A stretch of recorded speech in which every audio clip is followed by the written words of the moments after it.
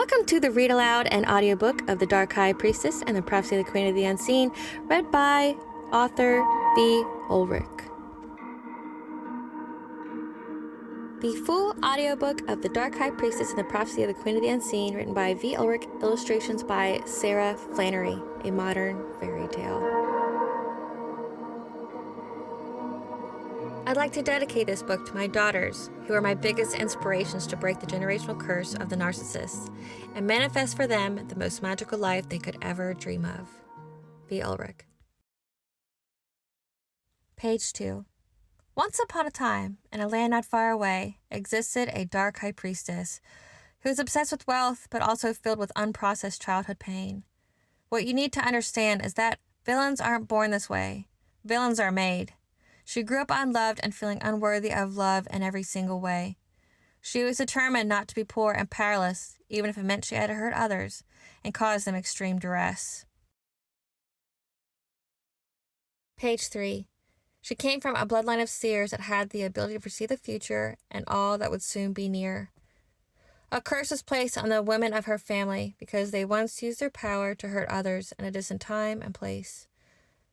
Each female child would be bound to a demon that brought them immense pain. She decided to use this to her advantage in her quest for a suitor of wealth. She cast a spell to attract a wealthy and powerful mate for herself. When he manifested into physical form, they conceived a child that she nor he were ready for. She decided to call on this demon, or dark entity, and offered it her unborn baby in exchange for her freedom, elevated status, and prosperity. Page 4. Her agreement with the demon held for a time, for a while. She didn't have the knowledge that the demon she worshipped would silently make her miserable and even take away her very smile. The demon filled and fed off her envy and rage, pursuing anyone she perceived to be better or superior to her in any way. This demon transformed to become her aide. They worked together to cause misfortune and ill will to anyone she wished to cause pain. She cast spells as well as conjured demons to impoverish any person she wished. She wanted her enemies to be in despair and helpless and to drive them insane. Nothing would stop her from being perceived as the wealthiest queen. She felt she was justified to have wealth and power at this stage in her life. She had no consideration for those she'd hurt. She sought only to satisfy her bloodlust and greed. She did not care if her actions would contribute karmic debt to the generational curse. Page 5. One day, her wealthy mate became unfaithful and began performing illegal, reckless deeds. She felt a baby would make him grow up and provide her with the stability and status that she needed. She conceived another child. However, her karma of her past actions caught up with her this time. The gods have a way of balancing the karmic debt and to make things with her ancestors right. This child came with the prophecy of being the generational curse breaker of her family line. She went to a reader of futures and prophecies. The reader foretold that this child would bring an end not only to the demon, but also to her empire and her abusive tyranny. She was enraged. This wouldn't do. She couldn't sacrifice this child nor allow the prophecy to come true. She decided to contact another priestess, an occult practitioner, and collaborated with one who practiced voodoo. The voodoo priestess told her what could be spiritually orchestrated to possibly obstruct the child's destiny in order to stop it from coming true. Page 7. The voodoo priestess told her to summon a demon and to attach it to her baby girl. This demon would suck away the girl's energy, fill her with fear, and transfer the girl's destiny to abundance into the dark priestess's world. The conjuring of this demon would come with a high price. The conjuring would require a ritual human sacrifice. She had to offer her current wealthy mate. The dark high priestess didn't mind, as she already held a serious grudge. He was not a person she cared for, even loved. She knew her current husband wasn't her end fate. She could bespell another wealthy partner and even better, more powerful life mate. The dark priestess did everything the voodoo priestess said. She envisioned her fortune growing and fantasized about the girl's near death. Page 9. The child's ancestors were livid and enraged, knowing that this dark high priestess put not only their kingdom and their bloodline, as well as the entire she species' very future at stake. Her ancestors decided to give this child her powerful twin flame, Lu, the Sun King. He would be her powerful spiritual bodyguard who was able to be on both sides of the veil at the same time. He would be with her every day, limiting her heartache and pain. He would ensure that she would never lose her good heart nor her inner light. He guided her and fought any enemy by her side. He trained her to never give up and guided her on how to win every challenge and fight. He protected her dream state to ensure no one corrupted her mentality or mind. This child was the heir to be the next queen of the unseen. Her people depend on her success to free them from the spirit world that rested between the veil, which was called the in-between. Page 11. This girl grew up in misery, extremely isolated, and feeling very unloved. Her family gave her a name that they wouldn't call her or speak of. They called her anything and everything but her name. They did this to cripple her self-confidence and to fill her with anger and shame.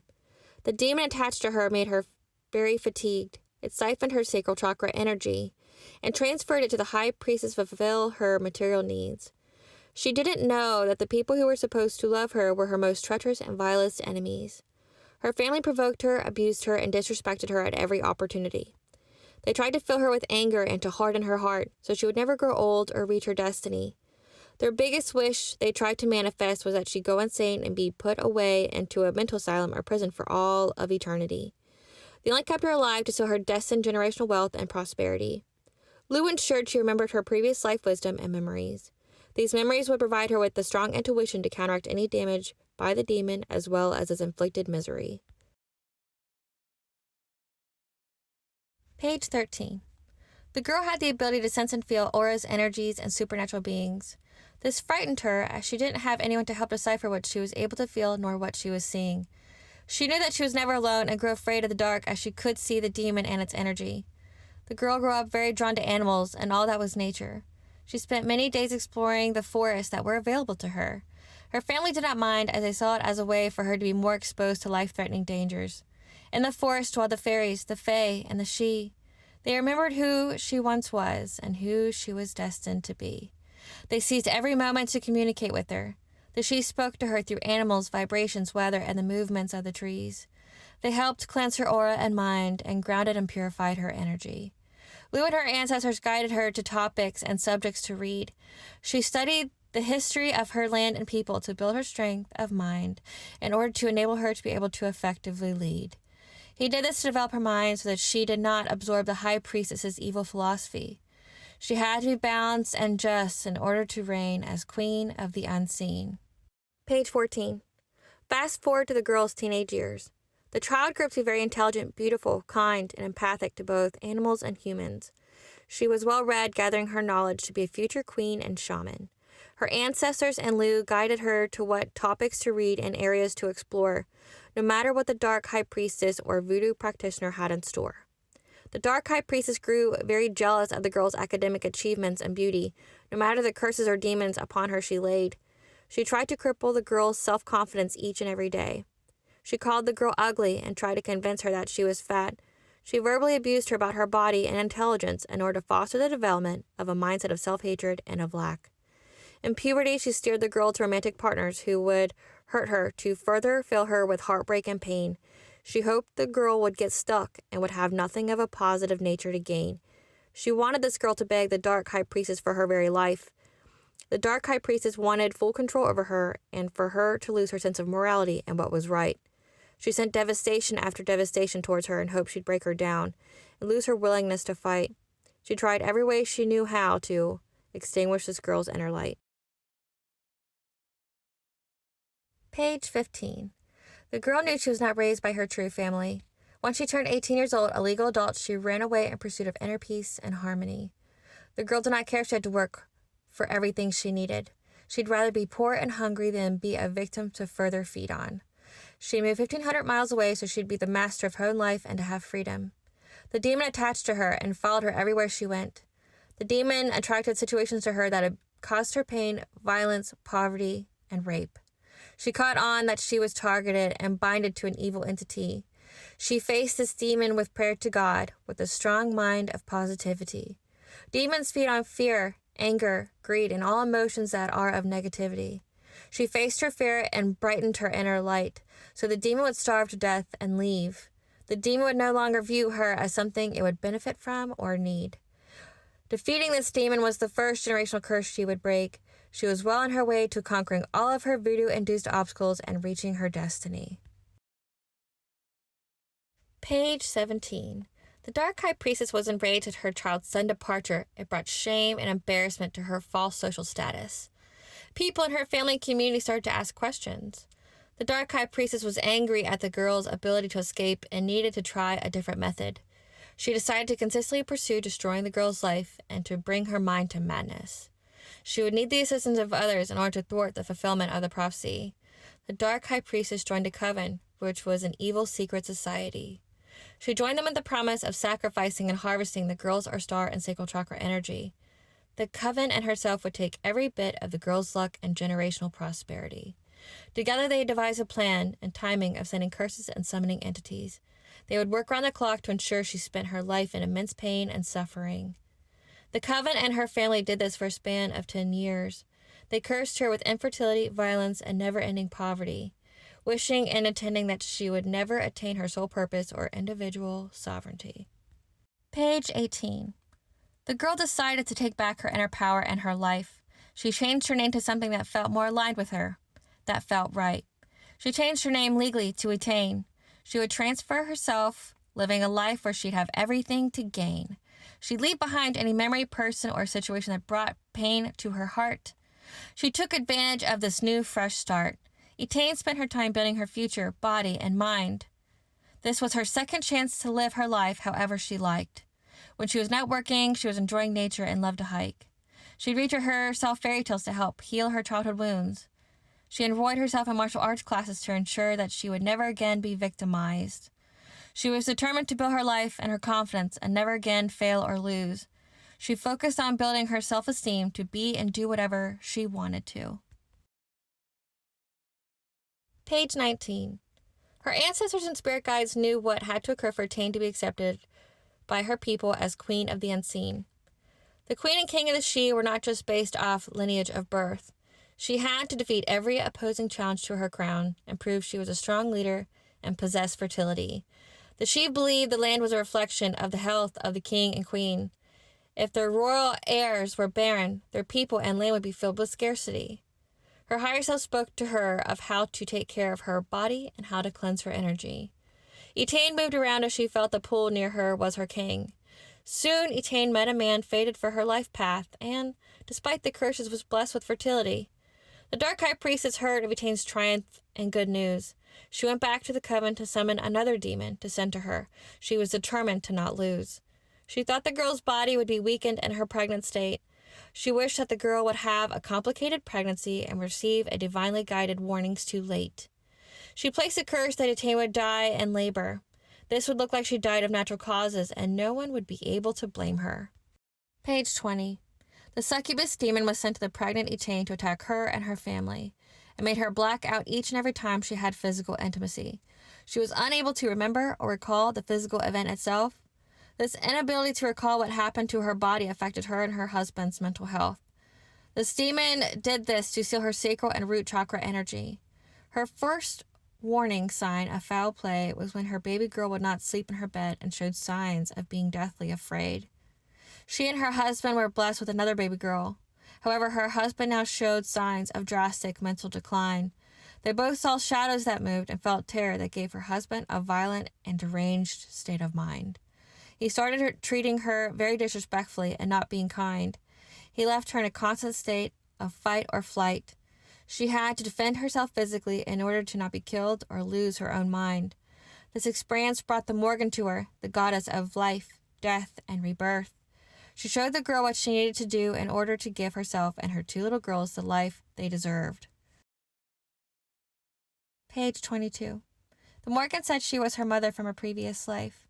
She would protect her and her children all through the day, as well as through the night. The Morrigan acted quickly. The goddess created the chaos needed to ensure her heir and girl children got to safety. She moved them to a hidden location so the girl had time to assess and strategize her situation. She wanted Etaine to focus on healing her body while she helped her to rebuild her life station. At this time, Etaine was unaware of the Dark High Priestess's curts, plots, or hidden motivations. The Morrigan kept the Dark High Priestess's nature and intentions from her daughter, in order to help her fulfill her destiny. She would assist in clearing her path from any other mistreatment or villainy. She knew if her daughter knew of the plot on her life, she would seek vengeance. She would have made anyone pay who tried to hurt her or her children. The Morrigan knew that in order for her to become seer and queen, she'd have to be pure of heart and radiate a high vibrational frequency. If Etaine sought vengeance, it would have added to her karmic debt and polluted her energy. Page 24. Etaine steadily and consistently passed every life test. She used this pause in her life to build up her wealth and skills and to heal her body and soul through rest. The Morrigan placed a rule that could not be broken on her daughter. She showed her who her two soulmates were that she could not date outside of.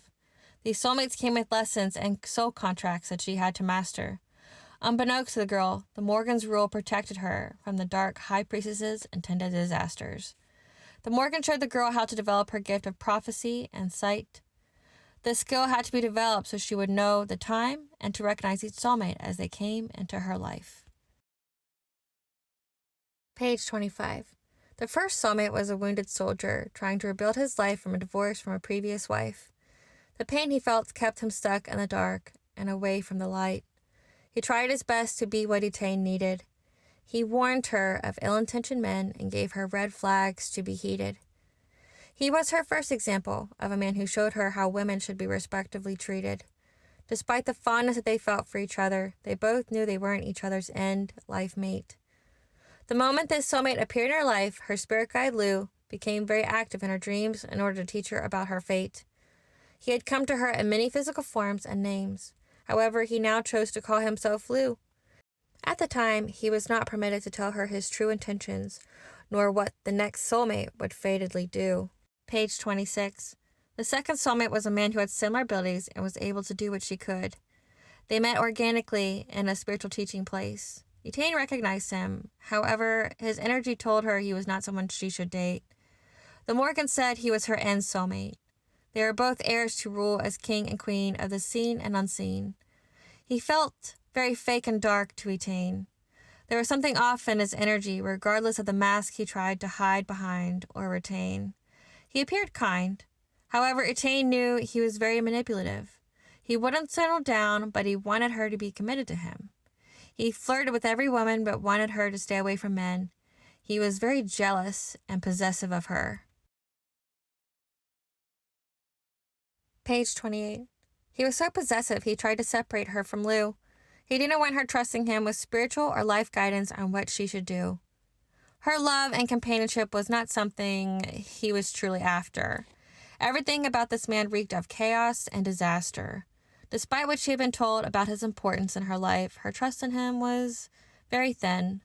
They practiced their abilities together. However, she felt his jealousy of her abilities slowly creep in. He viewed her as a threat, was intimidated by her gifts, and viewed her as competition. She knew he was her fated end soulmate, but he never saw her worth. He betrayed her by trying to get her to compete with a woman he once dated. His lust for control was never satiated. She knew that life had more to offer her that was more aligned with what she deserved. She cut the cord that bound them together and walked away so he couldn't cause her pain anymore. She blocked him on every means of communication and put a spell of protection on her home so he wouldn't ever come to her door. She pleaded to her mother, the Morrigan, for someone different. There was no way she would ever love him enough for a lifelong commitment. Page 29. Lou came to the girl in dreams and visions and told her who she was. She was the heir to the throne of the Unseelie Court. She had another hidden option for who could be her king or consort. Their marriage would build an alliance between both the Seelie and Unseelie courts. He told her that he, Lou, was her twin, flame, as well as Seelie king. He loved her in every lifetime, and a true commitment was what he was seeking. Every lifetime, no matter the distance or realm, their love always found each other and triumphed. She pondered this decision greatly. She thought about it every day and nightly. Once this decision and ritual were made, there was no turning back. Lou offered her a 1-year courtship and engagement so she could see if he could be trusted. This courtship rite was held in front of her ancestors. Any deception would nullify this contract. If this courtship ended, the girl would not experience any misfortune or any kind of retaliatory attack. Page 30. Lou and Etaine, the soon-to-be queen, had a beautiful engagement, but one that people couldn't see. Etaine appeared to be single, happy, and fulfilling every one of her desires and needs. His spirit crossed the veil between the worlds to be with her every night. He made sure she slept peacefully and held her body tight. Lou left the she world once the contracted time was up. He then crossed the veil forever in order to be with his true love. The Dark High Priestess knew of this spiritual engagement. She didn't believe in it, nor that it would thwart her achievement. When Lou showed up, just as Etaine said he would, the Dark High Priestess was at a complete loss for words. She now knew that the princess had the gift of prophecy and sight. This could be the reason that, no matter what she, the coven, or the voodoo priestess sent or did to her, the princess somehow still had a decent life. Page 31. The Dark High Priestess saw how happy the couple was together. She decided that she, the coven, and voodoo priestess needed to work even harder. The Dark High Priestess's anger and envy shone through the mask she wore. She told lies to Etaine's children, saying that, if married, their mother wouldn't love them anymore. She showed them TV shows of the mother and father killing each other and the girls being raised by the grandparents. The children told Etaine what they witnessed, and the Dark High Priestess's true intentions became very transparent. Etaine and Lou took their children and ran. They severed any and all contact with the Dark High Priestess and moved to a faraway land. They knew they would never be safe as long as they were in the care of the Dark High Priestess's hands. Etaine cleansed her energy by way of a ritual bath. Lou took her to the in-between place at an in-between time to remove all the curses and entities that were attached to them. Lou told her of the prophecy and the life that would soon be hers. She passed every challenge, every test, and kept all of the good karma she had stored and earned. Page 33. The Dark High Priestess and her family did not like this family's secret being publicly known. They decided to harass the princess in every way at her home. They sent people to stalk them and joined up with the second soulmate, the Dark Prince. He didn't believe Etaine long ago when she told him about his lineage. Her family confirmed to him that he was, in fact, an Unseelie prince. The Dark Prince was upset that he lost out on a love and a throne that could have been his. Her family and the Dark Prince worked together and hired more practitioners to attack Etaine, her mind's stability, and children. He magically created chaos and devastation to befall her and her family. He wanted to spiritually and physically scare her so she'd run back to him for safety and security. He and the Dark High Priestess even tried to magically sacrifice Etaine's soul to Satan. They thought they could rob her of her soul and assume her wealth and fortune. Lou and Etaine saw all of the aforementioned prior to it occurring. They worked to move their family to another location. He bought them a palace hidden and protected by the she, which was far away. Etaine evoked her ancestors, God, Goddess, the seen and unseen, to come to her aid. She demanded judgment on those that tried to kill her and her family because she was heir to be queen. Page 34. The Dark High Priestess knew that marriage would soon be near for the couple. She sent them curses, demons, in order to stop them. In her pursuit of destroying the princess, she got very careless and reckless. The princess picked up on her energy and her ill intentions. The Dark High Priestess told the princess's children she was going to kill their mother and raise them instead. She told them they could do whatever they wanted and a rich life they would have. The children told their mother of the Dark High Priestess's intent. The princess became aware of every demon and curse sent her way. She decursed herself and worked on healing herself every day. She cut off any relationship that was a part of this evil or tried to strip away her confidence or self-worth. The princess now knew of the prophecy and the life that soon be hers. Page 36. An army of the she, angels, and her ancestors descended upon all of her enemies. They were ruthless in bringing justice for daring to harm the family and their future queen. The heir was the prophesied one who would free them from their prison in the spiritual in-between. The awakened army healed her, brought her justice, and gave her everything that she'd need. She had an important life purpose to help heal and vibrationally raise all of humanity. The spiritual army bought the princess and Lou the time they needed to get married in secret. The prophecy would be fulfilled no matter who intervened. Etaine spiritually rose to her place as a seer and high priestess. Their heir would free them from their spiritual prison and become queen of the seen and unseen. Page 37. The Sun King Lou and the Queen of the Seen and Unseen were married after the fall equinox. All her enemies were defeated and everything they worked for lost. God decided the punishment was fitting for trying to win at all costs. Many sold their souls and had to pay up to the Dark Lord. The ones who were allowed to live were forced to live how they wished for Etaine, in misery and devastatingly poor. God's biggest plan and revenge was making her enemies watch what plan he had in store for her. Her enemies had front row seats to watch her get her kingdom to live abundantly like had never been seen in this world before. They were allowed to watch, but were powerless to do anything more. As prophesied, the dark high priestess and her demon died soon after. The voodoo high priestess and coven all lost their spiritual abilities. Their karmic debt turned into generational curses, which were passed on to their families. The generational curse that plagued her bloodline was now gone, and they were free to live a happy life, no longer in fear and no longer in conflict or strife. They lived happily ever after as king and queen and husband and wife. The end. About the author V.Ulrich. V.Ulrich is an avid reader with a fascination for different cultural stories, mythologies, and fairy tales. She is a spiritually inclined person whom shares her fascination and knowledge with the world. She is the mother of 2 beautiful and intelligent daughters, as well as a caretaker for a plethora of woodland creatures at their family residence deep in the woods of Kentucky. Other works by V.Ulrich. The Princess and Her Inner Voice, a fairy tale about following your intuition and how it can be used to overcome all obstacles, heal all traumas from soul contracts and fated events, and how to get you to your happy ending in whichever way that looks to you. This book can be found on Amazon, Walmart, and Barnes & Noble, just to name a few.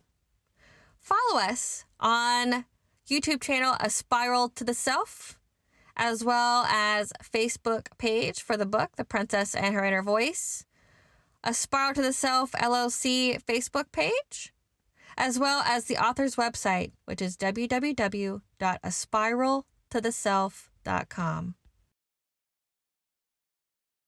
About the illustrator, artist Sarah Flannery.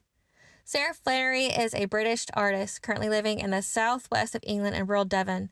From a young age, Sarah was passionate about creating art and recalls many happy childhood years spent sat at her parents' dining table surrounded by paper and paints. As an adult, Sarah attended college to study art and design, specializing in fine art. During this period, her love of painting and drawing really began to flourish. Selling her paintings internationally, Sarah works using various mediums, including oils, acrylics, watercolors, and gold leaf. Sarah draws inspiration from mythology and folklore and has a particular interest in ancient and medieval history and the use of genuine gold leaf.